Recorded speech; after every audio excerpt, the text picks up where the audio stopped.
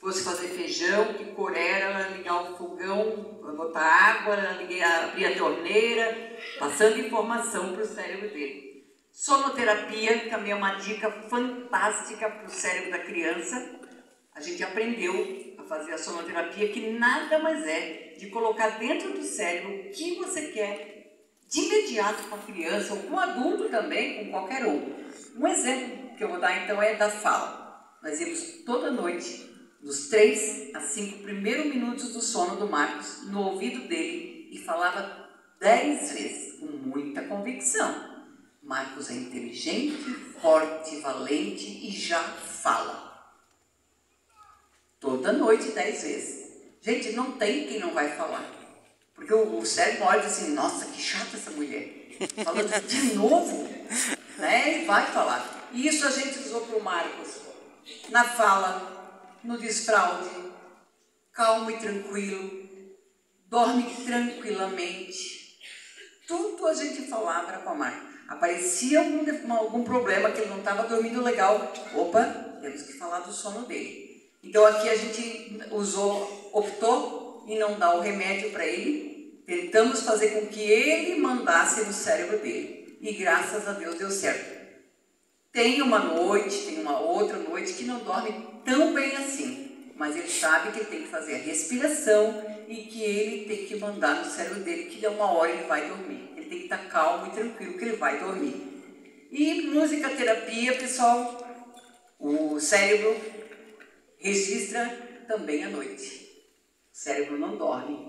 Então a gente colocou música clássica noite todinha para ele ouvir, para Marcos ouvir. E a gente era, pessoal, jovens por mais tempo. Claro, a gente é jovem por mais tempo, a gente não é velho, mas a gente era da época de fita cassete.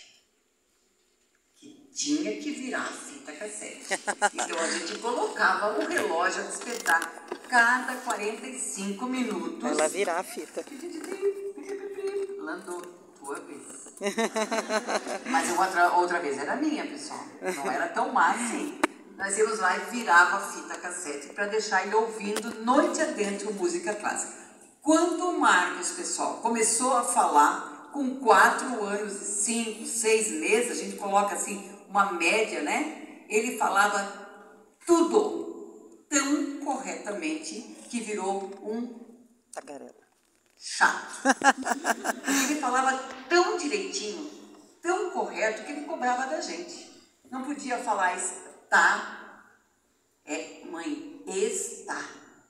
E ele correu com amigos, com parentes, porque ele falava muito, muito bem.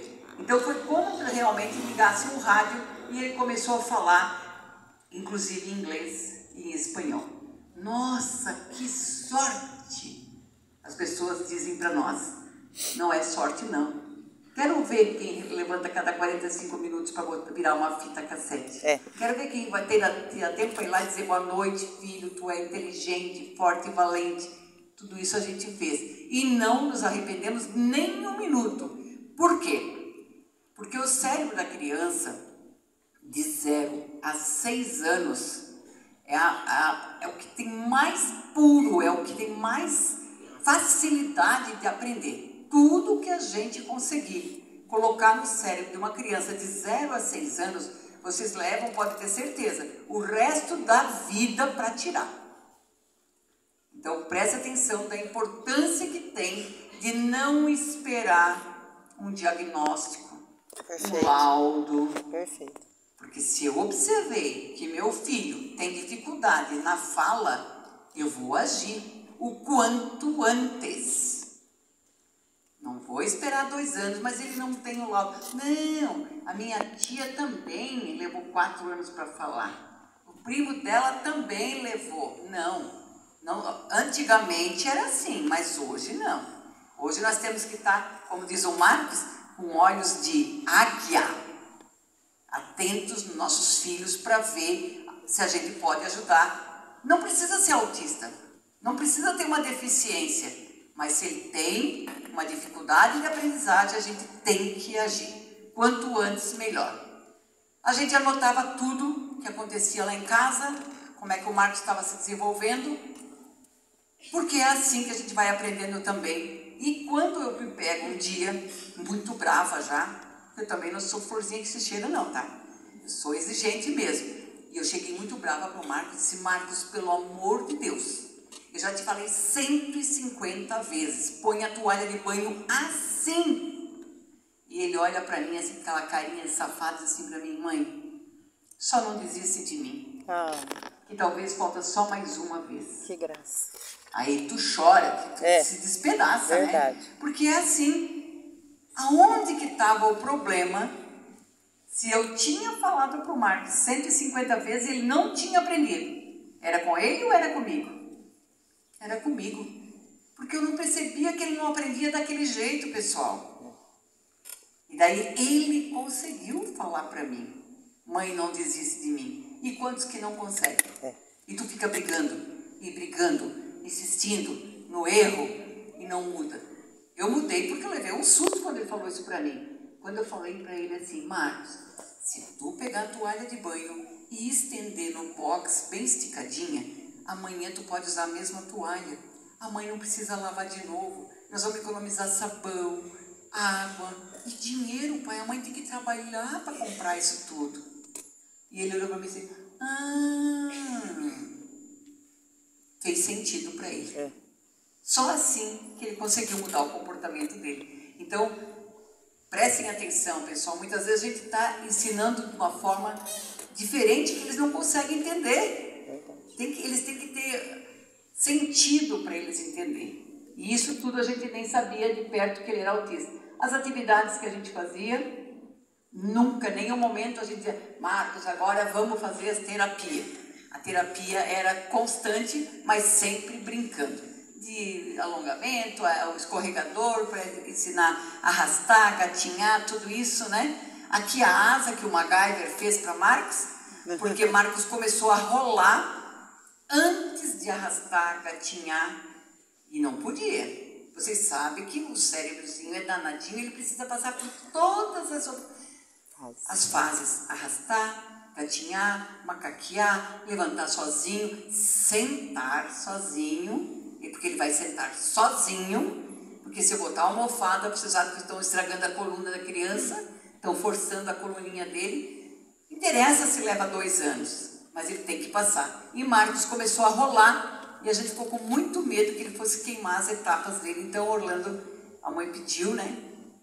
E ele confeccionou então a asa que não era para voar, era para não rolar. E aqui, Marcos tomava, nessa fase ainda, anticonvulsivante, porque dava convulsões nele por causa da lesão cerebral.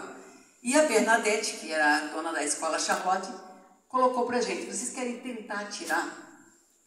Vamos fazer uma atividade com ele? Vocês topam? O Orlando quase infartou. Não. De jeito nenhum. Eu vou colocar meu filho a respirar dentro do saquinho plástico.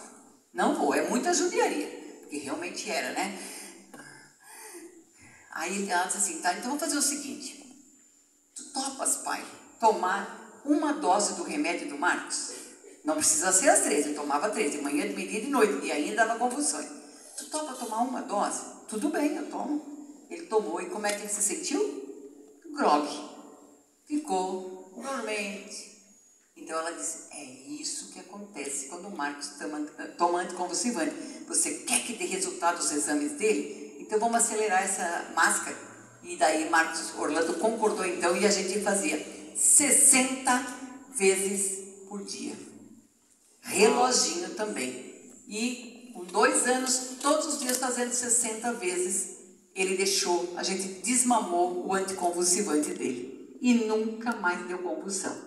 É claro, pessoal, que eu não aconselho ninguém a fazer isso, sem ter um acompanhamento, né? Porque é uma atividade meia complicada até, chata de fazer. Assim, tu viu o teu filho ali, mas ele ajudou bastante para melhorar a oxigenação dos vasos sanguíneos, né? Melhorando a circulação sanguínea também, e ele não deu mais convulsões. Cambalhotas, escada, tudo atividades que dá para brincar. Fortalecimento de tórax, balanço, que a gente não tem ideia de quanto que é importante, aquele empurrar, aquele friozinho na barriga, ajuda a fazer a circulação também, a oxigenação do cérebro. O quadro de luzes, que aqui o Marcos já começou a ficar de pé, queria ajudar, que a gente confeccionou para ele, a gente não, o MacGyver, né? E dizer que o quanto que é importante a família. Verdade. Nada eu teria conseguido fazer se não tivesse o Orlando junto. Porque a mãe cansa. Né? Fica estafada, porque ela acredita tanto que ela às vezes trabalha 8 horas por dia e vem trabalha mais 8 em casa com o filho. Só que quando a gente cansa, quando tem vontade de jogar fora, de largar, a gente não joga ainda. A gente respira fundo, chama o maridão, chama o irmão e você vai, sai, joga um vôlei, dá uma caminhada, sai com as amigas e você vem fortalecida de volta. Então, mulheres, continuem se cuidando. A Bernadette sempre dizia pra gente, o Marcos está doente, vocês não podem ficar doentes, vocês têm que estar sãos, com a mente e corpo sãos para trabalhar com o Marcos. E isso a gente levava muito a sério, e o Orlando sempre foi muito parceirão, então eu tenho que te dar a minha mão palmatória que eu não conseguiria. E um pedido que eu faço, faça seu filho aprender com você. Não é porque o nosso filho tem uma deficiência que a gente não tenha que dar responsabilidade para eles. E a gente está encontrando muitas e muitas famílias desesperadas porque eles têm medo que a criança tenha uma deficiência e acham que tem que facilitar tudo para ela. E é o contrário. Por quê? Porque nós não somos eternos. E eu tenho medo disso. Porque como que eu vou deixar o Marcos no mundo, que vocês sabem que é cruel, despreparado? Então nós temos que preparar lá dentro de casa. Responsabilidades, o que ele consegue fazer, deixa ele fazer, chama ele para ajudar, faz ele parte da vida, dando limites. Se o Bruno tinha que chegar a tal hora, o Marcos também tem que chegar. Ah, mas dá crise. Dá 1, 2, 10 vezes. Se ele for explicado por que ele não pode, que horas que é para dormir, que horas que pode ficar no celular, que horas que pode. Limites, pessoal. Urgência. O mundo está urgindo para que as famílias voltem a trabalhar o limite das crianças da gente. Urgência. E fazer a criança parte da rotina do lar. Marcos diz isso pra gente. Vocês não têm ideia de como é ruim. Todo mundo está participando de uma atividade e vocês deixarem quietinho lá no canto. Eles não vão dizer, mas é ruim. Ninguém dá bola para mim. Ninguém me convida para nada. Convidem. Deixa eles ajudar. Dá uma vassourinha junto. Dá um paninho junto para limpar. Deixa ele botar a roupa dentro da máquina, pessoal. Isso tudo é importante, muito importante. E eles vão agradecer imensamente sempre por fazer parte. Na escola a mesma coisa. Não é porque ele é deficiente, porque ele demora mais que não deixa ele participar. Convida ele, deixa ele entregar o caderno. Ah, mas ele é capaz de deixar cair. Junta.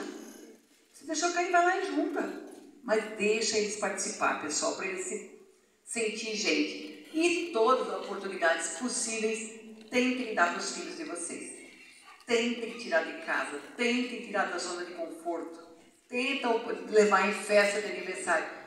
Era ruim e a gente nem sabia por quê. Marcos não gostava muito, mas a gente levava, claro que sempre explicando. Vamos lá no aniversário, se não tiver muito legal a gente volta, mas a gente levava ele. Levava nas festas juninas, olha só onde ele estava, né? Como diziam para nós, Marcos está no mundo da lua. A gente também não sabia por que ele ficava no mundo da lua, mas depois ele vai explicar para vocês. Aqui os amigos, era tão difícil deles ir lá em casa, mas a gente convidava os priminhos e amiguinhos para pintar o cabelo, todo mundo de cabelo pintado, e o Marcos tinha muita rejeição. Mas ele começa, pinta primeiro dos amigos, vai explicando o porquê, deixa ele ajudar a pintar, daqui a um pouco ele deixa eu pintar o dele também. O que não dá para fazer, pessoal, é assim, ó, Júlia, Caio, né, que são os amigos, vocês pintam, o Marcos não gosta, o Marcos não quer. Eles querem, só que é mais difícil para eles, né? E aqui também, se apegar no que eles são bons, Marcos tinha 6 anos aqui e ele andava muito mal ainda. Tropeçava, caía de maduro, né? tônus muscular, de novo, muito aquém do que o equilíbrio, aquém também. Só que ele cantava tantas músicas de cor, mais de 200, tranquilo. E cada época do ano, se ele ouvia na televisão, Natal, ele decorava 4, 5 músicas de Natal. Qualquer assunto, ele decorava. Então, a mãe, mais uma vez, foi lá para a turma do coral, que daí o Orlando cantava no coral, e ofereceu o Marcos para entrar cantando na noite de Natal, uma música de Natal. Ai, que lindo. O pessoal dizia, mas ele é capaz de cair no corredor. Tudo bem, pode até ser que ele caia, mas não tem outro jeito dele cantar? Tem. Bota na garupa de alguém. E ele entrou na noite de Natal cantando uma música que emocionou todo mundo. Então aqui vai mais um pedido. Não aceitem as desculpas. Tenta achar uma solução para o problema. Porque senão a gente vai dizer, não, mas ele não consegue, mas ele não pode, mas ele não. Ele pode, ele consegue. Vamos achar uma estratégia. E aqui o pai e a mãe também não deixaram de ir com ele, né, para levar ele a todos os lugares. Vestir de índio, muitas vezes os professores não queriam que ele fizesse, porque era muito demorado. Daí a gente preparava ele de casa, então, porque ele já era diferente, né? E aqui dizer mais uma vez para vocês da insistência. Marcos, só com essa idade, é que caminhou a primeira vez na areia.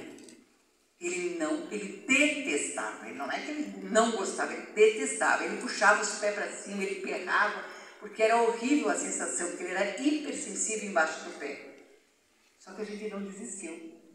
Uma areinha hoje, mais uma amanhã, mais um pouquinho, sem querer. Nossa, desculpa, deixei cair um pouco de areia no teu pé sem querer.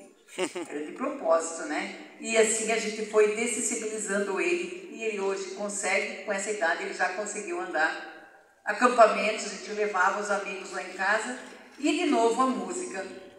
De repente, a gente descobriu que se a gente convidasse Marcos para sair de casa, para escutar alguém tocar, para cantar, para assistir alguma banda, ele ia. Opa, e por que ele não canta? Então, cada festa na nossa cidade e nas cidades vizinhas, a gente oferecia o Marcos para cantar. E o Mano acompanhava tocando violão para ele cantar. O Mano cresceu, né? Imagina, todo final de semana, com certeza a mãe arrumava um lugar para ele ir, para cantar. E o Bruno disse, olha mãe, pai, já fiz a minha